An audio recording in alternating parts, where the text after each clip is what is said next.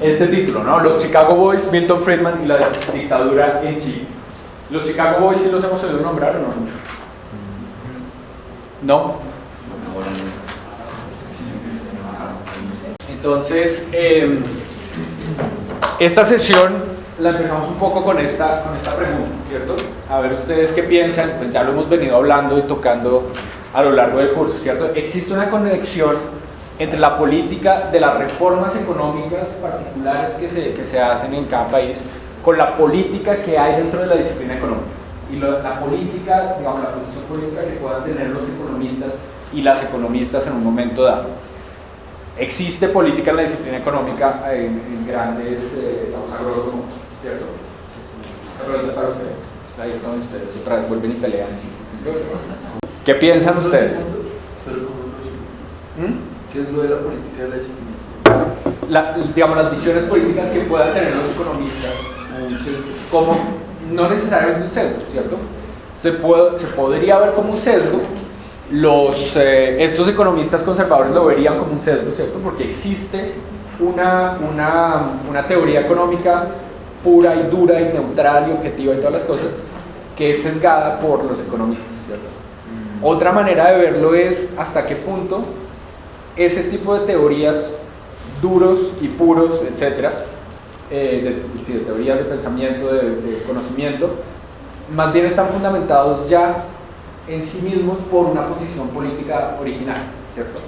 Sí, bueno, como que la posición política también pues le da a uno como un marco teórico de cómo construir el conocimiento. O sea, digamos, los comunistas tienen un marco teórico marxista que de ahí pues hacen un desarrollo teórico, o los liberales también. O sea, la política no es solo como una posición, sino también puede ser una construcción académica para pues, más ciencias.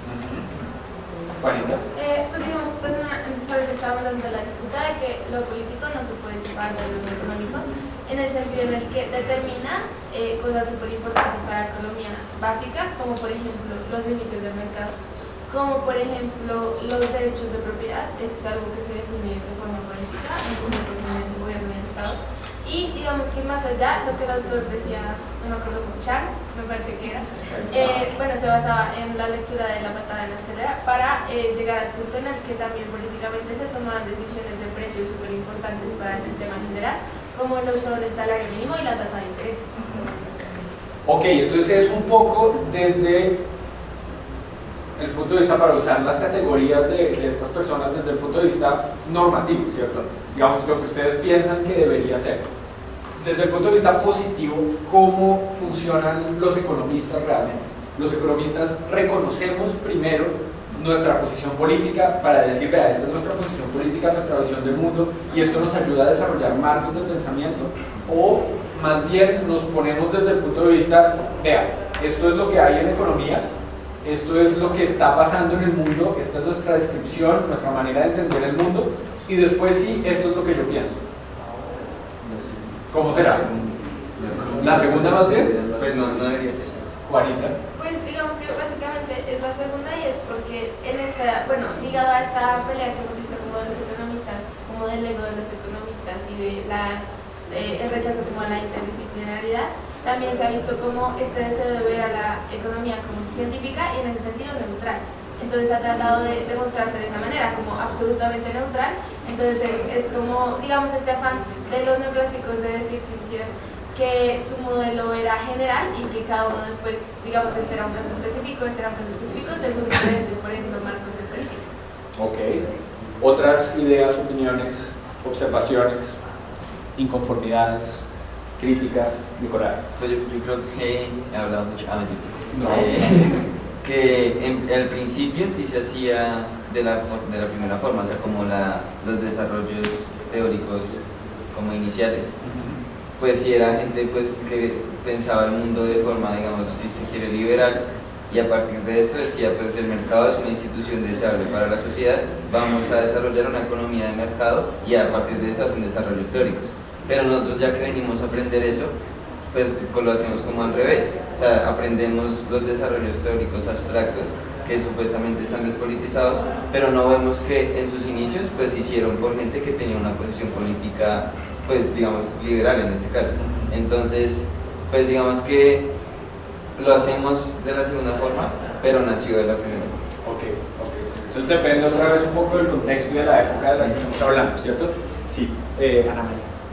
A mí me sorprendió mucho la primera sesión de la cátedra Curry que Ariel dijo: yo mis modelos nunca los pienso con un objetivo de política. O sea, yo mis modelos los construyo. O sea, a mí no me importa, no me interesa eso por allá alejado de mí. Y yo nunca me había puesto a considerar. O sea, yo no entiendo la verdad cuál es entonces su motivación detrás de crear un modelo económico. Creo que es totalmente separado de la mayoría de economistas. Sí, pues esa es una pregunta buenísima. Digamos que hay economistas como Rubinstein que se creen economistas totalmente teóricos, que están solamente interesados en construir una teoría que sería una teoría fundamental, ¿cierto?, sobre el comportamiento de los agentes, ese tipo de cosas, y que esa teoría no tiene que tener que ver con el mundo, digamos, no sé cómo decirlo, natural, pues, ¿cierto?, con el mundo real de los economistas. Es un poco esa actitud, y fíjense que era candidato al Premio Nobel de Economía, ¿cierto? Es un poco esa actitud que pueden tener los científicos naturales de decir, vea, yo estoy haciendo, por ejemplo, los biólogos, biología fundamental, estoy tratando de saber cómo es que los microbios interactúan con las matas, con las plantas, ¿cierto? Sí, perdón. A mí no me importa si eso tiene una aplicación o no. Ya después otros biólogos aplicados o los ingenieros agrónomos o lo que sea encontrarán alguna aplicación. A mí lo que me interesa es encontrar esa teoría fundamental. Entonces Rubinstein, creo yo, hasta cierto punto, hubiera sido buenísimo preguntarle sobre eso, hasta cierto punto piensa que la economía también y la producción de conocimiento puede ser así, ¿cierto? Una separación entre ese conocimiento fundamental, abstracto, separado de todo el resto de las esferas, y que de pronto otras personas pueden encontrar una forma de aplicarlo, ¿cierto? Entonces tiene que ver también con la visión que tiene Rubinstein y algunos economistas como él de lo que significa la producción de conocimiento en economía, ¿cierto? Y eso es, digamos, una herencia también de los años 40, 50, 60, ¿cierto? Piensen, por ejemplo, en De Broglie, el del equilibrio general. ¿Se acuerdan del equilibrio general? La demostración del equilibrio. Arrow, De Broglie, exacto. Y Mackenzie, no se olviden de Mackenzie, pobrecito, siempre se les olvida. Arrow, un economista totalmente distinto a Rubinstein, ¿cierto? Arrow, un tipo absolutamente preocupado, también un poco socialista, ¿cierto? Absolutamente preocupado por la realidad del mundo económico. De Broglie, un tipo matemático, casi que un poco autista, ¿cierto?, que solamente le interesaba lo bonito, lo bello de las matemáticas y lo elegante de las matemáticas. Y a De Broglie durante toda su carrera lo único que le interesó fue eso, hacer teoría pura y dura del equilibrio general. Después los resultados con Sonnenschein y Mantel y De Broglie justamente en los años 70 es producto de esa larga vida de solamente trabajar en eso. Arrow, en cambio, trabajó en cuanta cosa se le ocurra a uno y sobre todo en temas muy aplicados también, ¿cierto? Entonces son dos visiones del mundo, y no solamente del mundo muy distintas, sino sobre todo de la producción de conocimiento económico. Absolutamente respetables las dos, ¿cierto? Pero ese tipo de economistas creen literalmente que la economía puede tener una teoría absolutamente fundamental, abstracta, separada de todo el resto de la estratosfera, ¿cierto? O más bien en la estratosfera. Sí, Matías y él. Pero eso terminaría obviando cualquier tipo de influencia respecto a lo que llevó a crear esa teoría, en ese sentido.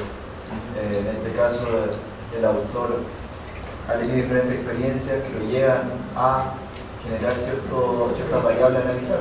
Entonces eso ya es, de cierta manera, político, como lo mencioné. De acuerdo. Digamos que uno desde la historia del pensamiento, desde la historia de la disciplina, puede darse cuenta de esas cosas, ¿cierto? Y decir, definitivamente, De Broglie de todas formas tenía una posición política, ¿cierto? Y tenía una visión del mundo que él quería defender. Nadie apolítico.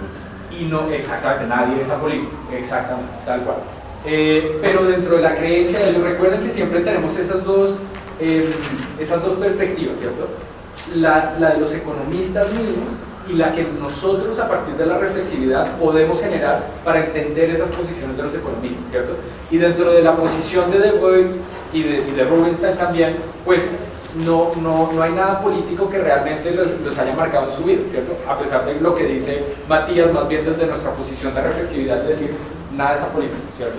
Si nosotros miramos, incluso hay historiadores del pensamiento que trabajan en la historia de De Broglie también y de Arrow y de Mackenzie, y nos muestran cómo los trayectos personales de la vida, no solamente académica, sino incluso privada de cada uno de estos economistas, marcó las diferencias en las contribuciones que cada uno de ellos hizo a la teoría del equilibrio general, ¿cierto? Si les interesan ese tipo de historias... Uy, pero ¿ustedes sí ven por allá o no? Yo escribo cosas, ¿ustedes sí las ven o no? A contrario, nosotros. Pero díganme cosas, ahí ¿ya se ve? Más contrarios. ¿Peor? Ahí ya, pero queda Alejandro siempre. Sí, ahí sí. Tienen que hablarme, muchachos. Hay un señor que se llama Till Dupe. Dupe. Y hay otro que se llama Roy Wainwright. ¿Cómo? Dupe, con umlaut. Perdón, ahora sí. De acuerdo, y muchas gracias por esta intervención, porque eso me da completamente pie a contarles uno de los argumentos de esta historia que me parece importante, ¿cierto? Esta pregunta no la podemos pensar por fuera de esa estructura de poder que está mencionando Eddie y de la estructura, digamos, la posición más bien institucional que tengan los economistas al momento de poder instaurar ciertas políticas o promover ciertas políticas, ¿cierto? Los economistas mismos y alrededor de ellos también otras instituciones como las que hemos mencionado, ¿cierto? Entonces, lo que nos cuenta Verónica Montesinos, que era una lectura, ¿cómo se llama?, no obligatoria, ¿cierto?, es que en la historia de América Latina podemos encontrar más o menos 4 etapas distintas de la tecnocracia en Colombia, ¿cierto? Entonces, esa idea, en Colombia, no, perdón, en América Latina, perdón, el lapsus, ¿cierto?, la Gran Colombia, pero complicado, en la Carta de Jamaica, bueno, se me fueron una cantidad de cosas ahí, perdón. Pido perdón a nuestros compañeros del Cono Sur. Bueno, esta idea del poder, ¿cierto?, como lo estaba mencionando Eddie, desde el punto de vista de la tecnocracia, ¿cierto?, y de cuál es la posición que tienen los expertos economistas en un momento dado. Entonces, Montesinos nos dice que hay estas 4 etapas, ¿cierto? A principios del siglo XX solamente había pocos economistas expertos en Latinoamérica, nos dice, ¿cierto? Incluso los programas de economía no existían como existen hoy en día, ¿cierto? Ya habíamos hablado de esto, empiezan a existir más o menos en los años 50, ¿cierto? Y entonces lo que vamos a tener es una cantidad de misiones de lo que se llaman los money doctors. Yo no sé si ustedes habían oído esta expresión de money doctors.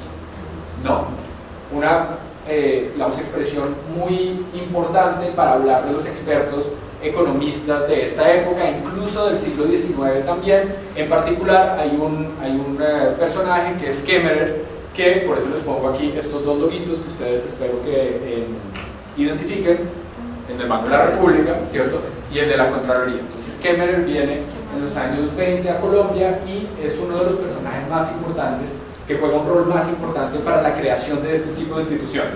Entonces eso era lo que venían a hacer esos expertos internacionales, money doctors, ¿cierto?, que todo el mundo veía como los doctores, ¿cierto?, que vienen aquí a decirnos qué hacer, ¿cierto?, a instaurar las buenas instituciones, todo ese tipo de cosas.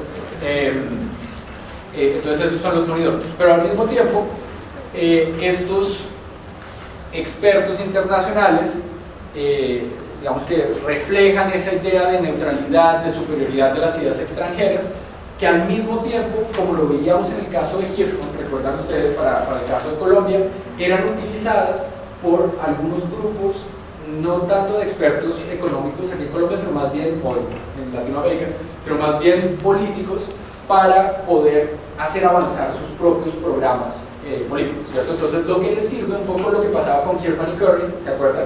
Lo que les sirve a ciertos sectores políticos lo vamos a tomar y lo vamos a defender como si fuera, digamos, como si estuviera basado en un conocimiento superior y neutral que debemos seguir para poder modernizarnos. Bien, entonces esa es la primera etapa, ¿cierto? La de los money doctors. Después tenemos una segunda etapa que Montesinos llama de, digamos, la construcción de una heterodoxia desde América Latina, que a pesar de ser heterodoxa, ¿cierto?, va a llegar a ser dominante relativamente rápido. Estamos hablando, por supuesto, de la CEPAL, ¿cierto?, y de Prebisch, y de Furtado, y de todas estas personas, y en particular, esto es muy importante, vamos a hablar ya no de ese conocimiento, ¿cierto?, neutral, objetivo, internacional, sino más bien de una regionalización del pensamiento económico, de la planeación también económica y de la integración y de la industrialización. Entonces, fíjense que hay varias cosas diferentes. Pues estos, en términos de política específica, la idea de que el continente debe integrarse, ¿cierto?, la idea de que debe haber una industrialización y la idea de que debe haber planeación. Pero en términos epistemológicos es muy interesante pensar que estos economistas latinoamericanos van a creer que no existe necesariamente una teoría económica universal, sino que más bien nosotros debemos desarrollar un pensamiento, un conocimiento regional, ¿cierto?, adaptado a nuestras necesidades y sobre todo que surja de nuestras necesidades. Entonces eso, digamos que va a contrastar con los otros tipos de tecnocracia.